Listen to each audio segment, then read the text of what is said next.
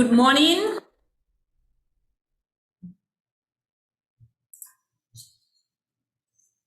Okay. Hello, good morning. My name is Tekla Fontenard. I am the communication specialist at the Caribbean Community Climate Change Center 5Cs. It is my pleasure and privilege to serve as the chairman of this press conference. Good morning to Dr. Colin Young, Executive Director of the Caribbean Community Climate Change Center 5Cs, and of course the main speaker of this conference. Also, I'd like to welcome all other senior members of management from 5Cs and other colleagues from the 5Cs. Most of all, a warm welcome to all media colleagues, reporters, journalists, talk show hosts, hostesses, all the new friends, and fellow communications personnel from partner agencies. Welcome and good morning to everyone. Let us get straight to what we are here for. Last Monday, August 9th, the Intergovernmental Panel on Climate Change, the Ipcc, which is the authoritative United Nations body of scientists responsible for researching and assessing the sciences related to climate change, published what is perchance one of the most pivotal and consequential documents referred to as the Sixth Assessment Report on Climate Change. The Ipcc was established in 1988, and since 1990, it has been publishing authoritative reports on the science of climate change. One of the fiery debates has been the issue of accountability, the extent to which humans are responsible for the changing climate. In the sixth report, the more than 200 scientists from over 60 countries declare undoubtedly for the first time that observed changes in global climate over the last 200 plus years is caused by humans, essentially by our actions, you, me, all of us. In spite of this sobering conclusion, because of our size, the Caribbean is responsible for only a small contribution to this global warming and change. Yet all of us know that we are at the forefront of the dreaded and dreadful impacts of climate change. What are the implications of this report for the Caribbean? What are the most important takeaways for CARICOM going into COP26, scheduled to take place in the UK in November this year? These are the matters that Dr. Colin Young will address in this morning's press conference. The press conference is expected to last no more than an hour. Dr. Young will provide some brief introductory remarks, and then we will take questions from you for the balance of the time. Anyone asking a question will need to put on their mic and camera. If that is possible, that would be nice. Others may also use the chat function to ask their questions, in which case I can voice the questions on your behalf. So without further ado, I will invite Dr. Young to make some introductory remarks. Dr. Young? Thank you, Tekla. I trust the volume is okay and people can hear me. Can you confirm, Tekla? Yes. Okay. Thank you. And is that the screen come back to me? Yes, you can go on. Good morning, members of the media. Thank you for joining us this morning. We certainly appreciate your presence here. The role of the press conference, the role of the press in educating and disseminating timely and relevant information on climate change to our citizens is indispensable. The Caribbean Community Climate Change Center, known as the 5Cs, was established by the heads of CARICOM governments in 2002 with a mandate to coordinate the region's response to climate change. Since 2005, when the 5Cs became operational in Belize as the host country, it has been delivering on this mandate in two important ways. One, it executes a suite of programs in partnership with other regional and international institutions that have bolstered climate change collection and analysis and our ability to better predict the Caribbean's climate in the future, as well as improve capacity building and to improve evidence-based decision-making. We also mobilize climate finance on behalf of member states to fund adaptation and mitigation investments. To date, the 5Cs has mobilized over $260 million for climate change interventions across the region. The center is recognized by the United Nations Institute for Training and Research as a recognized center of excellence and by the United Nations Framework Convention on Climate Change and other UN agencies, regional agencies, international agencies as the focal point for climate change in the Caribbean. With this mandate then, the 5Cs continues to play an important role in the climate change dialogue, particularly in coordinating CARICOM's negotiating priorities leading up to the various conference of parties under the auspices of the UN Framework Convention on Climate Change. The 5Cs, long before 2015, adopted the 1.5 to Stay Alive campaign that would, through the work of AOSIS, become a rallying cry of the Caribbean and other small island developing states. Of our CARICOM negotiators, as part of AOSIS, the historic Paris Agreement reflects the 1.5 goal in the text. To limit global warming to well below 2 degrees Celsius, preferably to 1.5 degrees Celsius compared to pre-industrial levels. The 5Cs also supported the research and the requests for the Ipcc to produce its special report on 1.5. However, 5 years after Paris, the world has not delivered on the promise of Paris. Rather, we are going in the wrong direction. Global greenhouse gas emissions are increasing rather than decreasing, and obviously temperatures are increasing. 5 years later, the nationally determined contributions, those pledges and targets set by nations globally to reduce emissions, to keep temperature goals within reach, have the world on a trajectory to reach 3 degrees by 2100.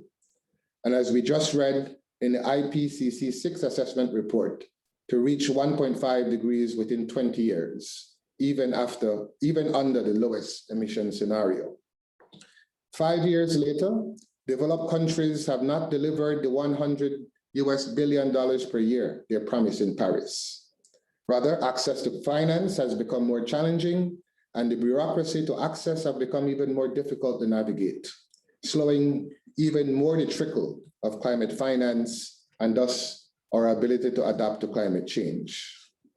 5 years later, and we are still not seeing the type of climate ambition from the biggest emitters, those in the G7 and G20, that is necessary to meet the temperature goal of the Paris Agreement.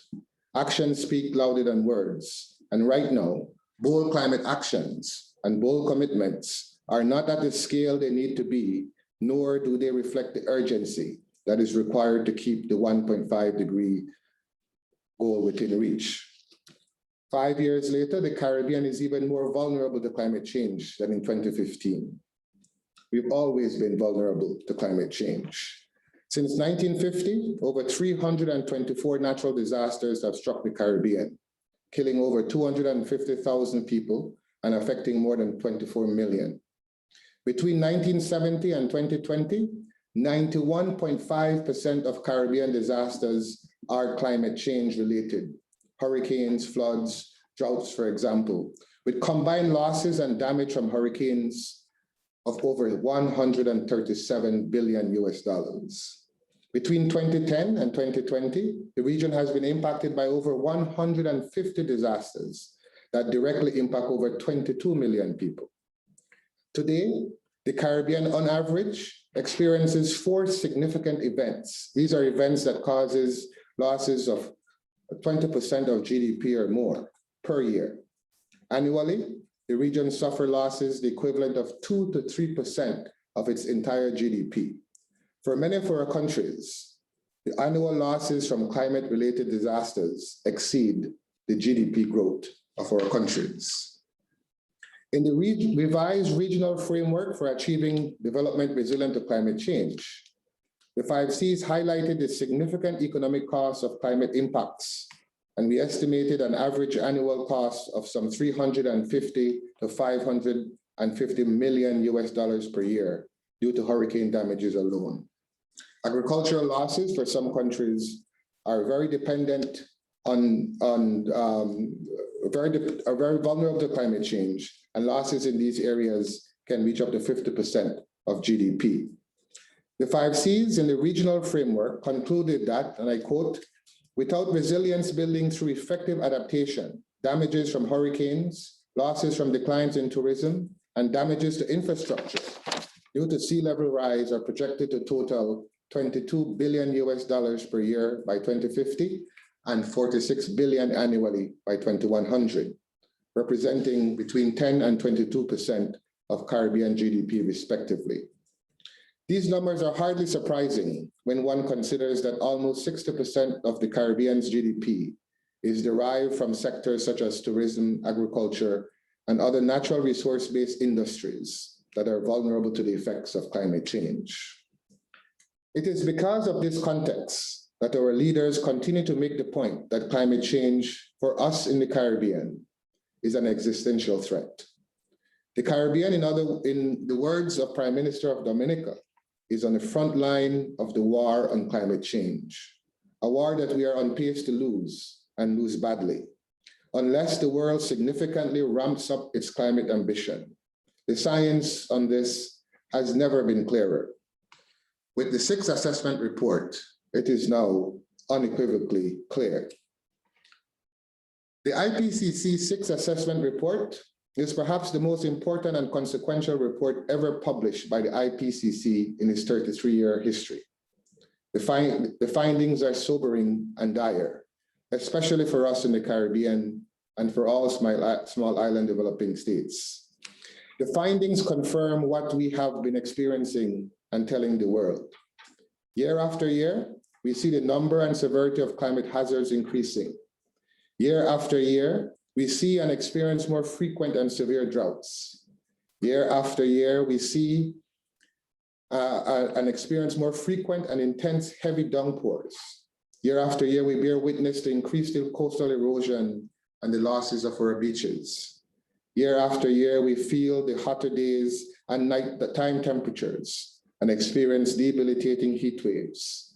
And year after year, we hear of the hurricane seasons that are above average and that are packed with Cat 4 and 5 hurricanes. The Ipcc report is over 1,300 pages in length. Its summary for policymakers is almost 40 pages.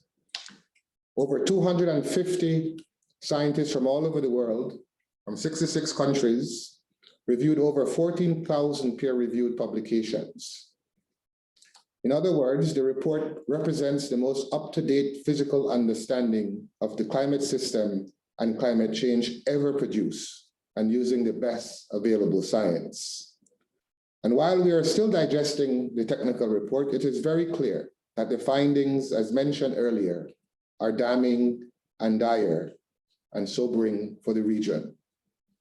So far, we would like to highlight 6 key findings from the report and discuss during the question and answer session the implications for the Caribbean. These 6 key messages are as follows. 1, the world is on track to reach the 1.5 degree Celsius temperature threshold by 2040. And this will have devastating implications for Caribbean states and for the 1.5 to stay alive rallying cry of the Caribbean. 2, climate change impacts are global, but some regions, including the Caribbean, will experience an increasing and co-occurring number of extreme weather-related events. This means that we'll experience multiple disasters happening at the same time that will threaten our fiscal space and threaten our ability to cope and to respond. 3, and this is a very important key finding, is that our oceans are also getting very warm. They're rising, they're becoming hotter and more acidic, with devastating impacts on key sectors such as tourism, fishing, and indeed livelihoods. This has massive implications for tourism, for coral reefs, for coastal erosion, saltwater intrusion, and considering the contribution of these sectors to GDP, it's going to have a devastating impact on the region. And of course, warmer oceans also bring with it much stronger hurricanes. The fourth key message is that there's absolutely no time for delay. Global action is required now to keep the temperature goals of the Paris Agreement within reach. Failure to meet 1.5 degrees will have devastating effects on the Caribbean. It is the reason why we have been saying 1.5 to stay alive. In order for us to meet the temperature goal within the Paris Agreement, the world must reduce global emissions by 45% by 2030. This is a point I would like to reiterate because a lot of the narrative is now focusing on 2050. But if we don't cut emissions by about 40% between now and 2030, 9 years from now, even if we reach net zero by 2050, the world will surpass the 1.5 degrees Celsius temperature goal. How may we reach this goal? We absolutely have to transform our energy systems from one that is based on coal and fossil fuels to one that is based on renewable energy, use of e-transport, halting deforestation, and the like. The fifth key message is that some changes are already locked in. In other words, the sea level rise that will continue to occur, the ocean acidification will continue to occur, the loss of biodiversity will continue to occur, and in many ways, these are irreversible over the time frame of hundreds, if not thousands of years. And then the last point, the last key message, is that human actions are unequivocally responsible for rapidly changing climate, resulting in increasing and intensifying climate-related hazards. For us in the region, the cause of climate change does not change the impacts that we're seeing and the impacts we are feeling. However, what the science is clear about is that humans are causing the extreme events that we're seeing, and at the same time, humans have the capacity and the wherewithal, if only they have the political will, to make changes that will mitigate the effects of global warming. So what does this report mean for COP26 that is coming up in October and November of this year? It means now that it has even more urgency. The negotiators, the political leaders, especially those from SIDS, will have the kind of undeniable backative that comes from the Ipcc report to continue to press the global community of the need to act with urgency.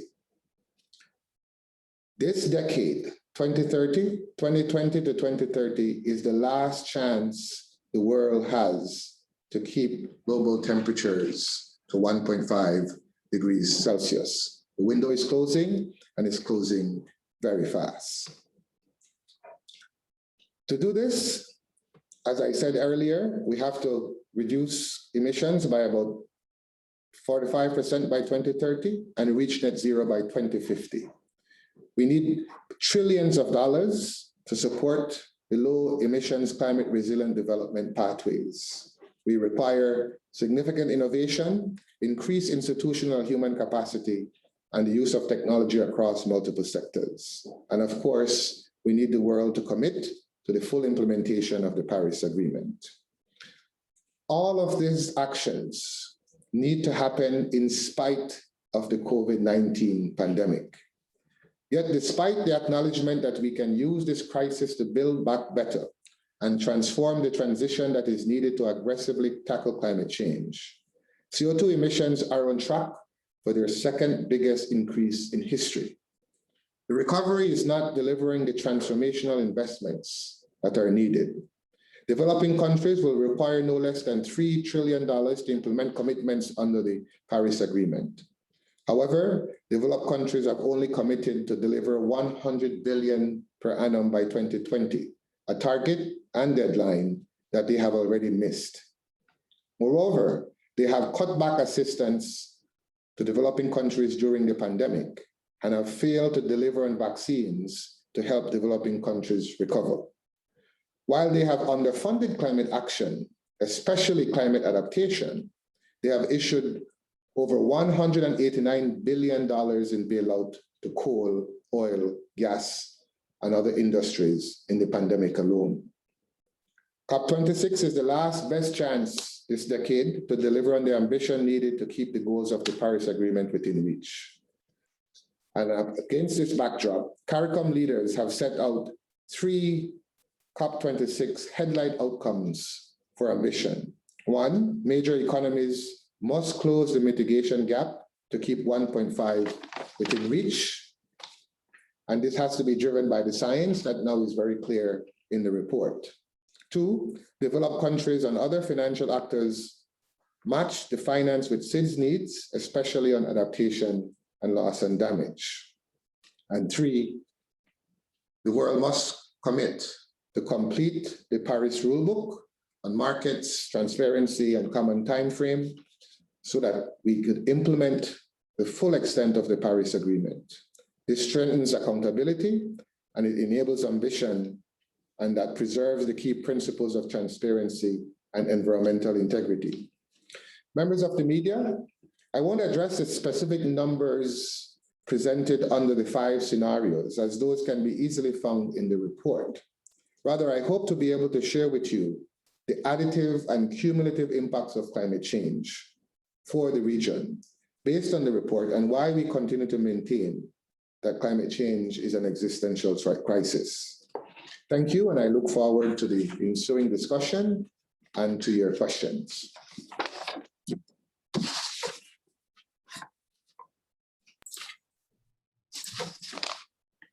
So thank you, Dr. Young. We will invite questions from members of the press now. I can see that we have some press from Barbados, St. Kitts, Trinidad.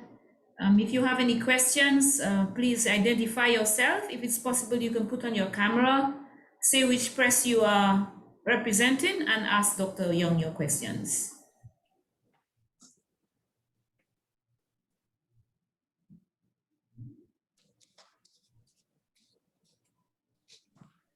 Could I ask a question? Could I start it off, Tekla?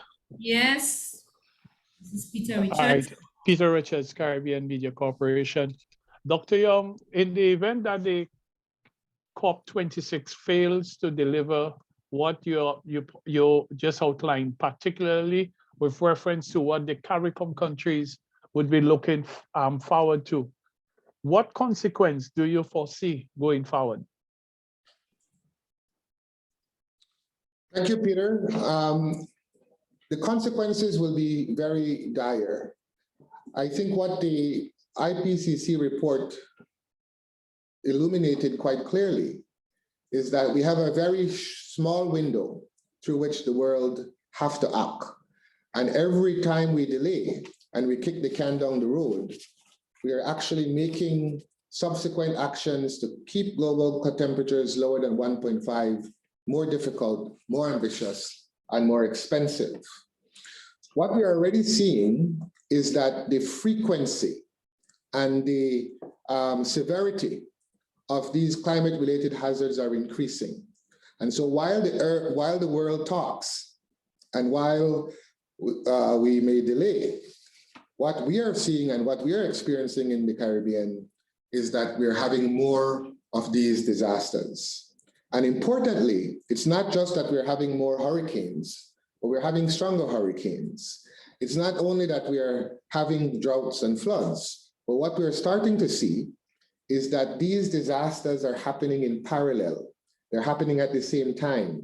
And so countries are being faced with an unprecedented sort of barrage of climate-related hazards that are impacting the quality of lives, impacting our economy, and impacting our ability to provide for other essential needs, because governments have to be reallocating scarce resources to rebuild because of the damages that are caused by climate change.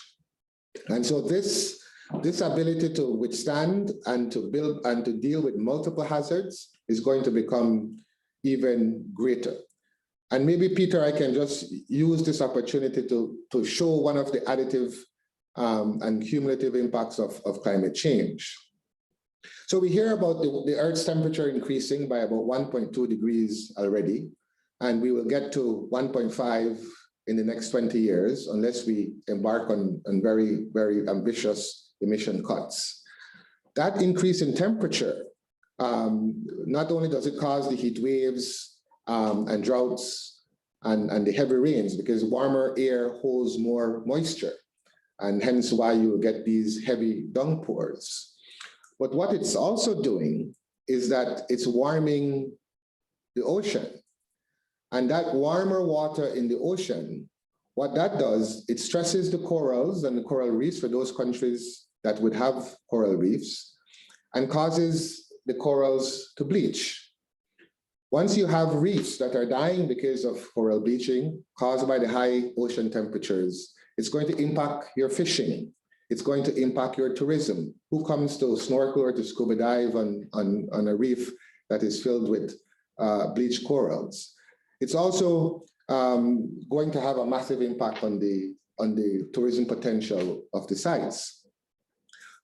The ocean at the same time, because of the increased CO2 in the atmosphere, is absorbing a lot of that CO2. And when CO2 mixes, carbon dioxide mixes with salt water, it creates carbonic acid.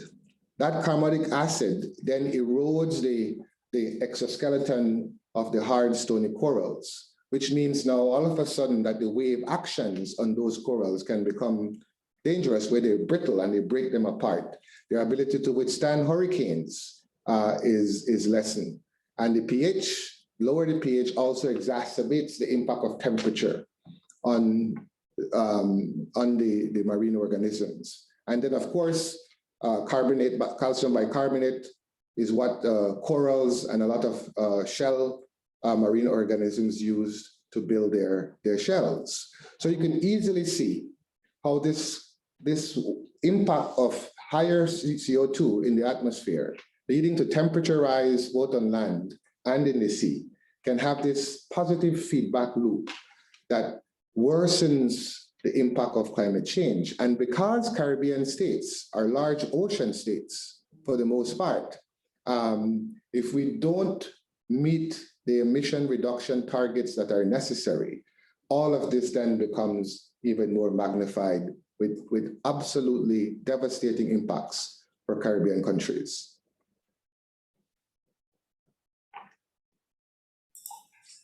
Thank you, Dr. Young. Any other questions? New today, the CBC, Barbados, anyone? Also, we are recording, that was a question that was asked before. We are recording this and we will make it available to the press. I believe I would say worst case scenario within an hour after we've closed. And you have a question? Mm-hmm. Yes, more than a question, a statement to follow what the doctor is saying. Can you hear me clearly? Yes, just tell us your name and which agency. Ruben Morales, I'm from Breaking Belize News. And what you're saying, I guess, as you said, we're seeing the effects already with this situation in Haiti. Tropical storm Fred just passed, then the earthquake, then tropical storm Grace coming behind, July being reportedly the hottest month in history. Certainly we are seeing this happening as we speak. And you were talking about financing and so on. How bad is it at this particular moment?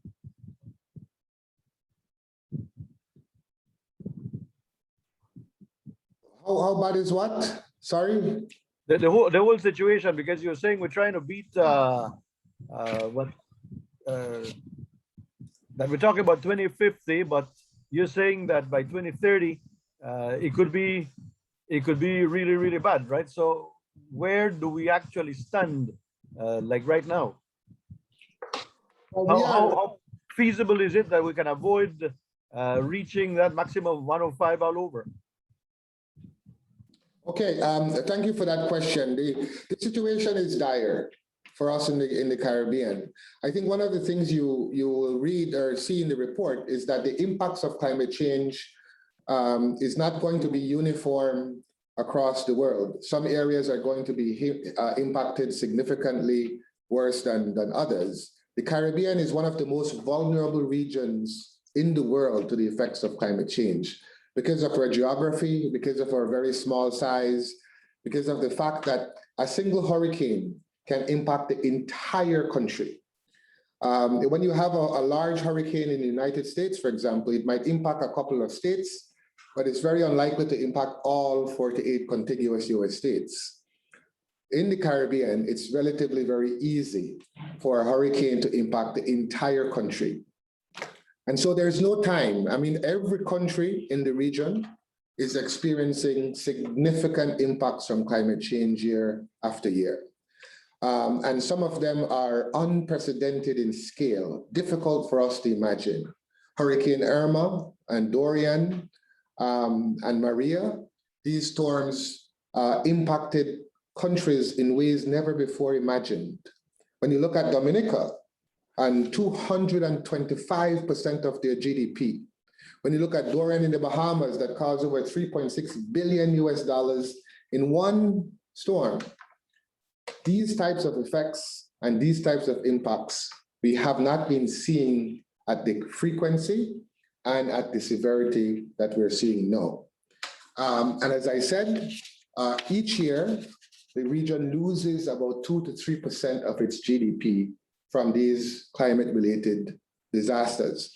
And while we think that is bad, if we don't undertake the kind of global actions that are necessary to cut emissions by about 4 to 5% between now and 2030, what we are seeing is only going to increase. One of the findings from the Ipcc special report on 1.5 projects that if we get to 1.5 degrees, we will see a further decline of between 70 to 90% of coral reefs. That is a sobering number, because if you just think for 1 second, the value of coral reefs, not only for the biodiversity that they contain, but the number of people whose livelihoods depend on coral reefs for fishing, for tourism, and so on, this is going to be staggering. And so what we're saying is that we don't want to get to 1.5. And that is why our prime ministers and our ministers each year for the last decade has been rallying behind the international community and say, look, you have to act now. One of the concerning things that may come from this report, and when I look at what's already being said in the international media, it could be seen that efforts are pointing to the direction that, you know what, it might be very difficult to get to 1.5. That's pretty much almost locked in, even under the most lowest emission scenario. And so let's try and focus on make sure that we don't get to 2 degrees Celsius. For us in the Caribbean, a 2 degrees Celsius world is even more worse, substantially worse than a 1.5 degree world. In fact, under a 2 degree world, the estimates are, the projections are that 99% of the coral reefs will decline by then.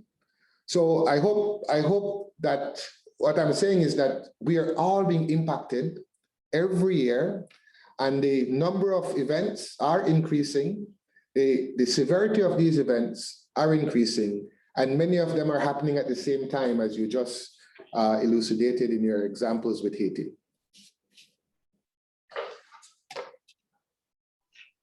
Hi, Dr. Young. Hi, Mr. Hope. Hi, Colin Hope here. In Barbados, we are working, I would say, seriously maybe on an amended legislation that relates to addressing climate change from the localized level, where a number of new rules actually will be implemented aimed at curbing illicit and other ill effects on the coral reefs and that sort of thing. What is happening in terms of the legislation and the policy in the Caribbean? And to what extent do you think that these policies and legislation can have an impact on the situation, given, of course, that these countries have no control over really the warming of the waters and the number of hurricanes and increase in hurricanes? Thank you. Thank you, Halam. That's a very good question.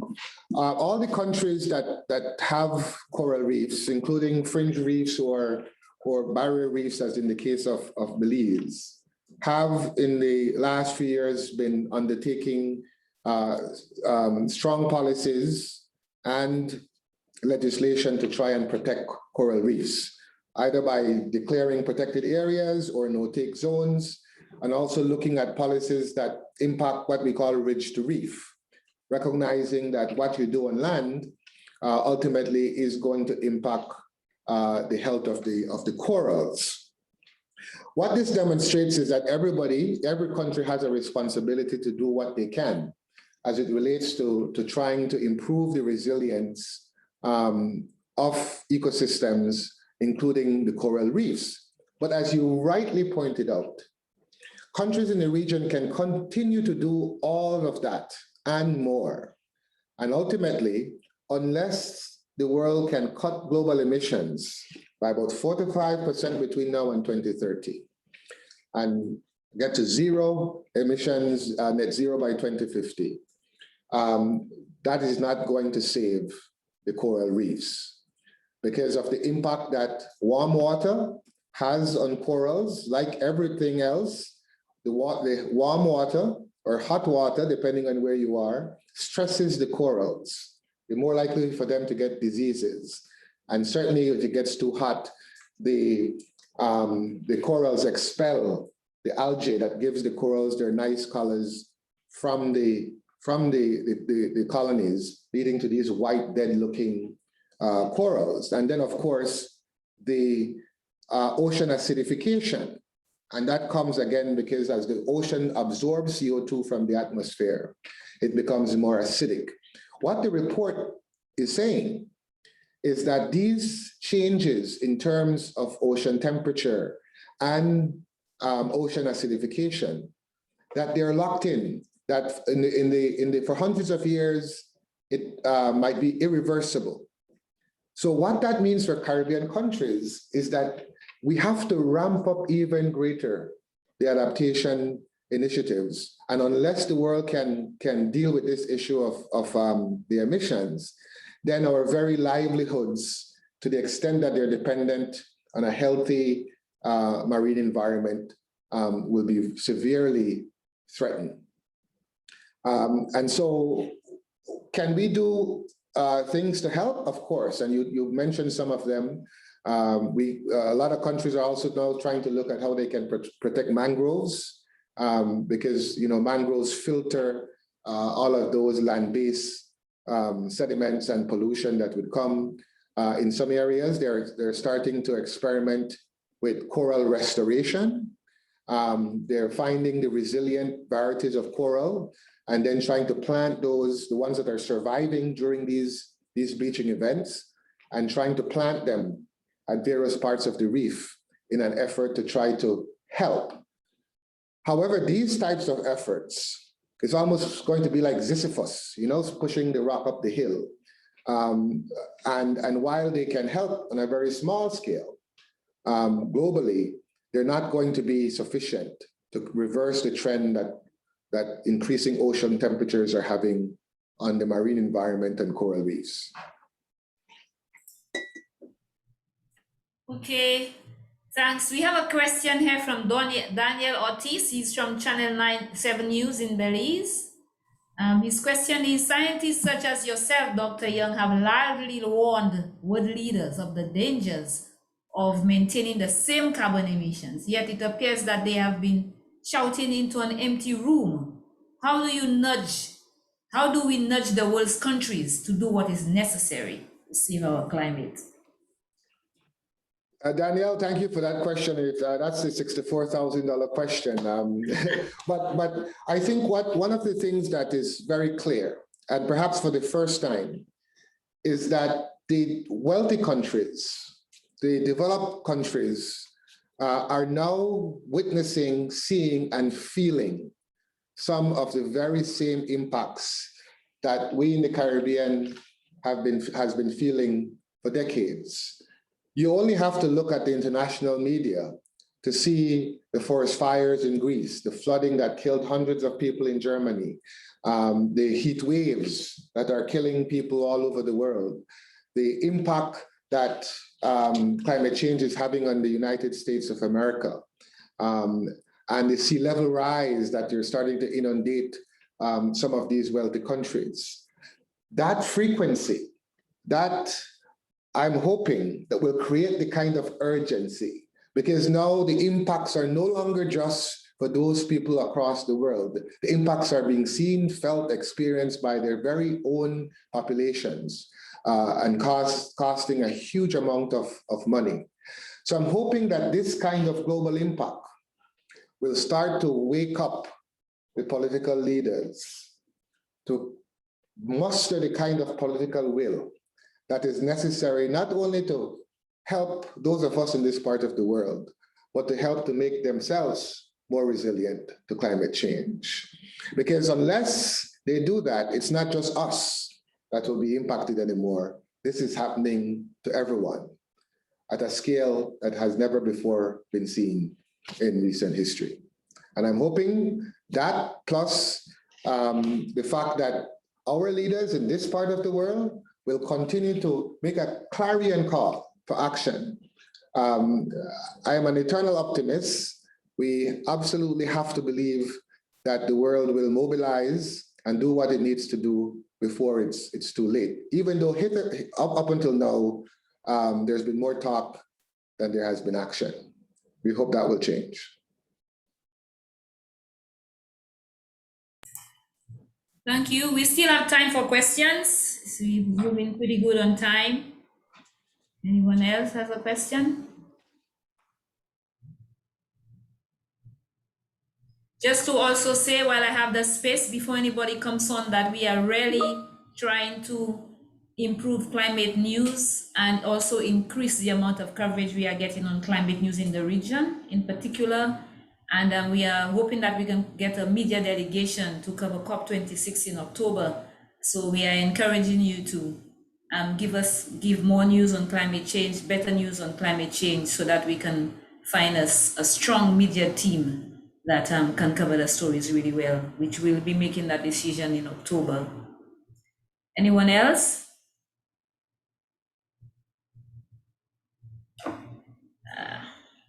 We have a question here from, is that Daniel still? Daniel Ortiz, what can we do individually to reduce our carbon footprint? Dr. Young? What individual actions could we take? You're muted. Yeah, thank you, Danielle. Small actions done by billions of people can have a significant impact on the world that we live in. And so obviously you've heard some of the time-tried ones, like, recycle more, use renewable energy. Some of our countries, for example, Barbados is one of the global leaders in using renewable energy as solar water heaters, for example. Looking at how biking, walking, and transitioning out, for example, very expensive incandescent bulbs to LED bulbs. Those are very simple ways that we can do. Consumption drives a lot of the behaviors that we see that tend to have quite a bit of negative impacts. But I don't want people to leave the room that individual actions aren't important. If they're only done by a few people, then in the larger scheme of things, it's not going to have the kind of impact that we would like. But if it's done by billions of people, we can start to see the effects. Now, ultimately, we are in this position and where we are because of policy failures. The leadership of the world's most developed countries, the ones who are responsible for putting CO2 in the atmosphere at a rate that has not been seen for millennia, they have to correct the policy. They have to fix the issues by embarking on the kind of significant cuts to carbon emissions. So it's an all hands on deck approach that is needed. And let us not kid ourselves. This is not going to be an easy transition. To get to 45% less emissions relative to 2010 levels by 2030 is not going to be easy. This is going to be very, very, very difficult and very expensive. But the longer we wait, even the more difficult it will be and even more expensive. So it is in that context, the region is, while we are dependent on the world acting with ambition, it is not going to be an easy road. In the meantime, however, we have to be doing all we can and to try to improve our adaptive capacity to deal with these increasing number of climate-related events. And because these are expensive, that is why we have been saying that the developed countries need to allocate and deliver on that $100 billion a year that they had promised, that they have not yet delivered as a floor. Because when you look at the Ipcc report, depending on the emission scenario, the amount of adaptation needs that countries in the Caribbean will need would obviously increase even greater than it is today.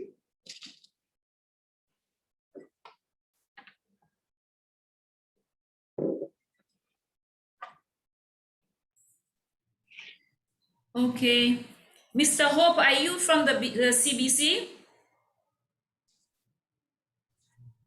The Caribbean Broadcasting Corporation in Barbados? No, I'm here covering freelance for the Nation newspaper, but I can be for CBC if you want. No. The Nation. Okay, great. I'm just cross-checking. So the COP stands for the Conference of Parties. It's the United Nations Convention that is held every year on climate change. It's the largest gathering of countries for speaking on climate change. This COP26, 26 is the amount of conferences that has been held. Last year, they should have had one, but because of Corona, it was postponed to this year, and it's scheduled to take place in Glasgow towards the end of October into November. So usually we try to, all the countries prepare.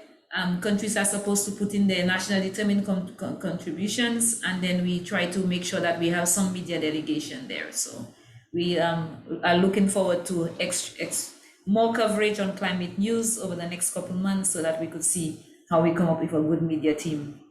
Any other questions? I think we have time for at least one more.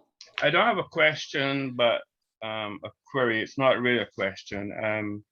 Will Dr. Young and the center be formalizing some sort of an approach or some sort of document which has some specifics in it? I mean, you've explained the situation, and would that perhaps be available to the media before COP this year? So you might get some additional coverage. Is that something that you can be working on? Dr. Young? Absolutely. In fact, just about a month ago, one of the big roles that the center plays every year leading up to the Conference of Parties is that it coordinates among all of CARICOM to identify and articulate the region's position on various climate change matters. And so we recently held meetings with CARICOM negotiators who negotiate as part of the Alliance of Small Island States, AOSIS.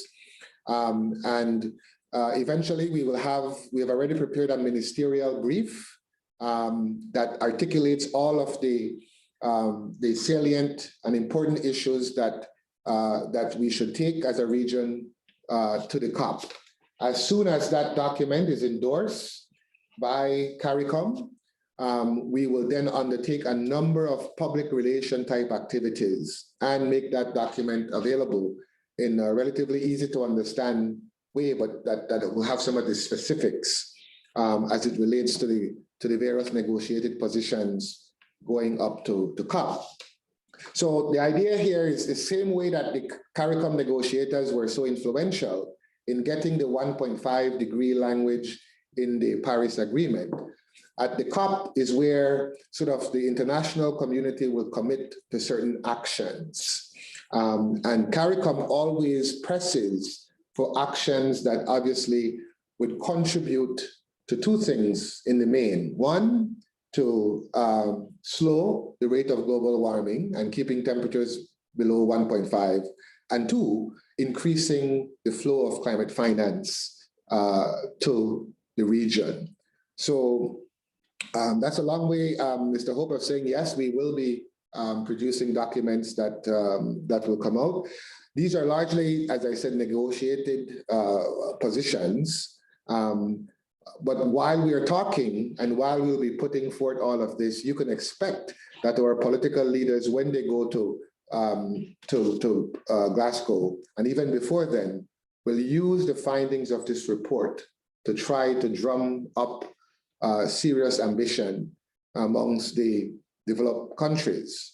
And as I said earlier, it's not going to be easy. In fact, if you followed the outcomes of the G7 meetings and the ministers of finance of G7 and the meetings of the G20, you recognize that they have been unable to come to any agreement about setting net zero targets and getting rid of coal and other fossil fuel. So what you're seeing, albeit these were before this 1.5 report that was just released, but what you're saying is that even though there's this recognition that humans are responsible for climate change, the countries are far from unified as it relates to their actions that they're willing to take to keep global temperatures below 1.5 degrees. So the only solution is a political one. It's always been a political one, where the leaders in Glasgow, hopefully with the kind of pressure, with the kind of drumbeat that will come from regions in the Pacific and from the Caribbean, that will get them to act, and act in accordance with the science. Not just act and do a little bit here and there, but to do enough that we can, which means enough is 45% at least cut in emissions by 2030 in the next 9 years. If we don't arrive at that number, then you look at the Ipcc report and it tells you we will reach 1.5 degree in the next 20 years with devastating impacts for the Caribbean. Thank you. Okay, so I think it's a good time to say thanks. If no one else has any questions, this is going my last attempt to ask you if there's any more questions. Okay, it looks like we have no more questions. So I would think that we've had enough information from Dr. Young's brief, which was quite detailed and quite substantial, and some really good questions and answers. We look forward to your new stories. We look forward to you continuing to write stories on climate change. Remember, climate change is affecting all of us. All of us have experiences of it. All of us can take individual action, as Dr. Young has said, to help to reduce impacts and to help to reduce emissions. So I want to say thanks to everybody, all the media people who have made the time to do this, and we expect some great coverage. And if you can give us more than one story, because there's always possibility to do more than one story on one press conference. Yes, Are there any other questions? Dr. Young's position? Dr. Young is Executive Director of the CARICOM Climate Change Center. We sent a media invitation, and all the information, all the formal information is in it. If you are not sure, you can email us at pr@caribbeanclimate.bz, or you can email me, tfontenad caribbeanclimate.bz, and we will provide any other information, and we will also send you the recording if you need it. It would be really important if we knew everyone who was there. It's not hard for me. It's hard for me to see. Peter Richards is from the CMC. Halim Hope said he's from the Nation. I could see Nisha Paul, who is from the New Today in Grenada. I could see the Caribbean Broadcasting Corporation there. I could see someone from WINN FM in St Kitts. It would be great if we knew where everybody was from, but I'm so grateful that you made the time, and we want to thank everyone. Thank you so much for attending, and we look forward to more conversations with the press in the future as we prepare for COP and beyond. Thank you so much. Thank you. Thank you all for being here.